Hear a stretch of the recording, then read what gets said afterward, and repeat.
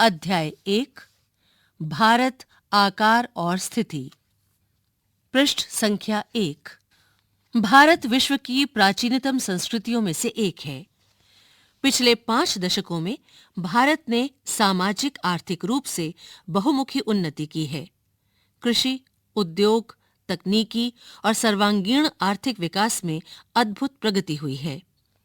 भारत का विश्व इतिहास में भी महत्वपूर्ण योगदान रहा है। स्थिति। भारत एक विशाल देश है। ये उत्तरी गोलार्ध में स्थित है। चित्र संख्या 1.1। इस चित्र में ग्लोब को दर्शाया गया है। इसमें मुख्य रूप से भारत को दिखाया गया है। इसका मुख्य भाग 8 डिग्री 4 मिनट उत्तर से 37 डिग्री 6 मिनट उत्तर अक्षांश तथा 68 डिग्री 7 मिनट पूर्व से 97 डिग्री 25 मिनट पूर्व देशांतर तक है। कर्क रेखा 23 डिग्री 30 मिनट उत्तर में देश को लगभग 2 बराबर भागों में बांटती है। मुख्य भूभाग के दक्षिण पूर्व में अंडमान और निकोबार द्वीप समूह बंगाल की खाड़ी में तथा दक्षिण पश्चिम में लक्षद्वीप द्वीप समूह अरब सागर में स्थित हैं।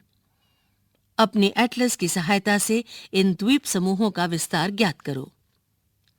क्या आप जानते हैं, भारतीय संघ राज्य का सबसे दक्षिणी बिंदु, जो इंदिरा बिंदु कहा जाता था, सन 2004 में सुनामी लहरों के कारण समुद्र में जलमग्न हो गया। पृष्ठ संख्या 2। आकार।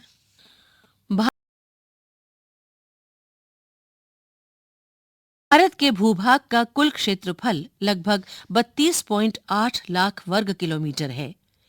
भारत का क्षेत्रफल विश्व के कुल भौगोलिक क्षेत्रफल का 2.4% है। चित्र 1.2 से स्पष्ट है कि भारत विश्व का 7वां बड़ा देश है।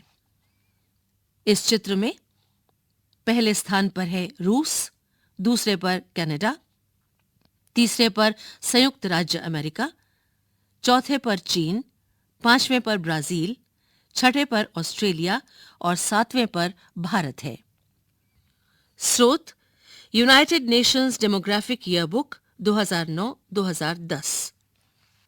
भारत की स्थल सीमा रेखा लगभग 15,200 किलोमीटर और समुद्री तट रेखा अंडमान और निकोबार द्वीप समूह तथा लक्षद्वीप समूह के साथ 7,516.6 किलोमीटर है।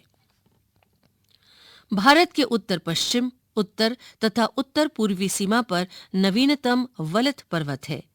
इसके दक्षिण का भूभाग उत्तर में चौड़ा है और 22 डिग्री उत्तरी अक्षांश से हिंद महासागर की ओर संकरा होता गया है।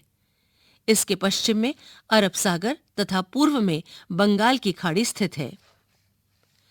चित्र 1.3 में अक्षांश और देशांतर रेखाओं का विस्तार बताया गया है। इस चित्र में अक्षांश और देशांतर रेखाओं का विस्तार लगभग 30 डिग्री दिखाया गया है, परंतु फिर भी पूर्व पश्चिम का विस्तार उत्तर दक्षिण के विस्तार की अपेक्षा कम प्रतीत होता है। गुजरात से अरुणाचल प्रदेश के स्थानीय समय में 2 घंटे का अंतर है, अतः 82 डिग्री 30 मिनट पूर्व देशांतर रेखा को भारत की मानक याम्योत्तर माना गया है, जो कि उत्तर प्रदेश में मिर्जापुर से गुजरती है। अक्षांश का प्रभाव दक्षिण से उत्तर की ओर दिन और रात की अवधि पर पड़ता है। ज्ञात कीजिए 82 डिग्री 30 मिनट पूर्व देशांतर को भारत की मानक याम्योत्तर क्यों माना गया है? कन्याकुमारी और कश्मीर में दिन रात की अवधि में अंतर क्यों है? भारत तथा विश्व। भारतीय भूखंड एशिया महाद्वीप के पूर्व और पश्चिम के मध्य में स्थित है। भारतीय भूभाग एशिया महाद्वीप का दक्षिणी विस्तार है। हिंद महासागर, जो कि पश्चिम में यूरोपीय देशों और पूर्वी एशियाई देशों को मिलाता है, भारत को केंद्रीय स्थिति प्रदान करता है। दक्षिण का पठार हिंद महासागर में शीर्षवत फैला हुआ है और पश्चिम एशिया, अफ्रीका और यूरोप के देशों के साथ साथ पूर्वी एशिया के देशों से भी पूर्वी तट के माध्यम से निकटतम संबंध बनाए हुए है। हिंद महासागर में किसी भी देश की तटीय सीमा भारत जैसी नहीं है। भारत की इसी महत्वपूर्ण स्थिति के कारण एक महासागर का नाम इसके नाम पर रखा गया है। क्या आप जानते हैं, सन 1869 में स्वेज नहर के खुलने से भारत और यूरोप के बीच दूरी 7,000 किलोमीटर कम हो गई है। पृष्ठ संख्या 3, चित्र 1.3। चित्र 1.3 में भारत का नक्शा दिखाया गया है। इसमें समानांतर रेखा अक्षांश को दिखाती है, जबकि लंब रेखा देशांतर को। पृष्ठ संख्या 4, चित्र 1.4, भारत अंतर्राष्ट्रीय व्यापार मार्ग। इस चित्र में अंतर्राष्ट्रीय व्यापार मार्ग वायु मार्ग और समुद्री मार्ग के माध्यम से दिखाए गए हैं। वायु मार्ग लाइन के द्वारा दिखाए गए हैं और डॉटेड लाइन के द्वारा समुद्री मार्ग दिखाया गया है। भारत का विश्व के देशों के साथ संपर्क युगों पुराना है, पर यह संबंध समुद्री जलमार्गों की अपेक्षा भूभागों से होकर था। उत्तरी पर्वतों के दर्रों से अनेक यात्री प्राचीन काल में भारत आए, जबकि समुद्री मार्ग बहुत समय तक ज्ञात नहीं थे। इन मार्गों से प्राचीन समय से विचारों और वस्तुओं का आदान प्रदान होता रहा है। भारत का पश्चिम, मध्य और पूर्वी एशिया तथा दक्षिणी एशिया के पड़ोसी देशों के साथ एक अद्भुत संपर्क रहा है। इसी प्रकार उपनिषदों के विचार, रामायण तथा पंचतंत्र की कहानियां, भारतीय अंक एवं दशमलव प्रणाली आदि संसार के विभिन्न भागों तक पहुंच सके। मसाले, मलमल आदि कपड़े तथा व्यापार के अन्य सामान भारत से विभिन्न देशों को ले जाए जाते थे। इसके विपरीत यूनानी स्थापत्य कला तथा पश्चिमी एशिया की वास्तुकला के प्रतीक मीनारों तथा गुंबदों का प्रभाव हमारे देश के विभिन्न भागों में देखा गया। पृष्ठ संख्या 5,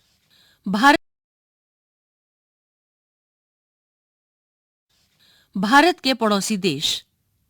भारत का दक्षिण एशिया में एक महत्वपूर्ण स्थान है। भारत में 29 राज्य और 7 केंद्र शासित क्षेत्र हैं। चित्र संख्या 1.5 में भारत और पड़ोसी देशों का नक्शा दिया गया है, जिसमें कुछ अंतर्राष्ट्रीय सीमाएं और भारत की राज्य सीमाएं दिखाई गई हैं। भारत के इस नक्शे में कुछ अंतर्राष्ट्रीय सीमाएं और भारत की राज्य सीमाएं दिखाई गई हैं तथा भारत के पड़ोसी देश दिखाए गए हैं, जैसे अफगानिस्तान, पाकिस्तान, चीन, तिब्बत, नेपाल, भूटान, म्यांमार, बांग्लादेश तथा श्रीलंका। ज्ञात कीजिए, पश्चिमी और पूर्वी तटों पर केंद्र शासित क्षेत्रों की संख्या ज्ञात कीजिए।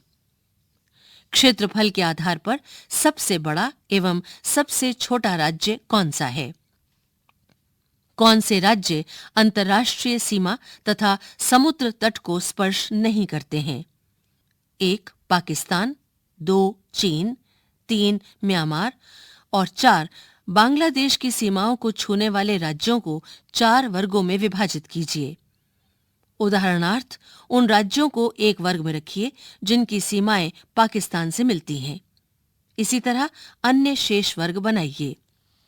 भारत की भूमि की सीमाएं उत्तर पश्चिम में पाकिस्तान और अफगानिस्तान के साथ, उत्तर में चीन, तिब्बत, नेपाल और भूटान के साथ तथा पूर्व में म्यांमार व बांग्लादेश के साथ हैं। दक्षिण में समुद्र पार हमारे पड़ोसी 2 द्वीप समूह राष्ट्र श्रीलंका और मालदीव हैं। भारत और श्रीलंका के बीच में छोटा समुद्री रास्ता पाक जलसंधि तथा मन्नार की खाड़ी है। मालदीव लक्षद्वीप समूह के दक्षिण में स्थित है। अपने पड़ोसी देशों के साथ भारत के भौगोलिक तथा ऐतिहासिक संबंध बहुत अच्छे रहे हैं। अपनी एटलस में एशिया के मानचित्र को देखो कि भारत कैसे अलग दिखाई देता है। क्या आप जानते हैं, सन 1947 से पूर्व भारत में 2 प्रकार के राज्य थे, प्रांत और रियासत। वायसराय द्वारा नियुक्त अंग्रेज अधिकारी प्रांतों पर शासन करते थे और रियासतों का शासन स्थानीय शासकों द्वारा पैतृकता के आधार पर अंग्रेजी शासकों की प्रभुसत्ता मानकर स्वायत्तता से किया जाता था। पृष्ठ संख्या 6। अभ्यास।